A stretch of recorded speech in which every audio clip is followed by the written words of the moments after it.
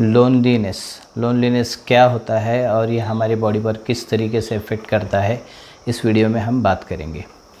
17th century में एक scientist थे जिनका नाम था ब्रूस अलेक्जेंडर, जो कि कनाडा बेस्ड साइंटिस्ट थे, जो कि एक साइकोलॉजिस्ट थे। उन्होंने रैट्स के ऊपर एक एक्सपेरिमेंट करा, जिस एक्सपेरिमेंट का नाम उन्होंने रैट पार्क एक्सपेरिमेंट रखा। इस एक्सपेरिमेंट में एक चूहे को लिया और एक चूहे को स्मॉल साइज्ड होम में रखा। रैट का ये घर बहुत ज़्यादा फैंसी नहीं था। उसमें उन्होंने लेफ़्ट और राइट साइड में 2 पैडल रखे। उस पैडल को पुश करने की वजह से, अगर राइट साइड के पैडल को पुश करते तो वहाँ से वाटर रिलीज़ होता, चूहा उसको पीता, और लेफ़्ट साइड के पैडल को पुश करने के बाद जो है वहाँ से मॉर्फिन यानी सब्सटेंस जो है रिलीज़ होता और वो रैट इस मॉर्फिन को पीता था। ब्रूस ने ये पाया कि ये जो रैट है ये वाटर के बनिस्बत मॉर्फिन के शॉट्स ज़्यादा प्रेफर करता था और मॉर्फिन ज़्यादा लेता था। यहाँ तक कि ये कंडीशन आती थी कि मॉर्फिन ले लेकर उस चूहे की डेथ भी हो जाती थी।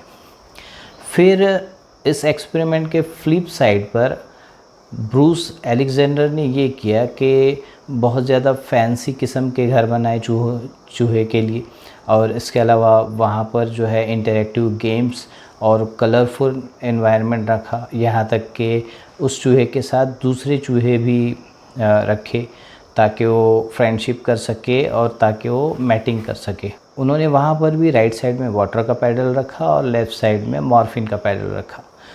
अब इस एक्सपेरिमेंट में उन्होंने ये देखा कि वो चूहा जो है इंटरैक्टिव गेम्स के अंदर, मैटिंग के अंदर या फिर फ्रेंडशिप करने में ज़्यादा इन्वॉल्व रहता था और वो वाटर के शॉट्स प्रेफर करता था, ना कि मॉर्फिन के।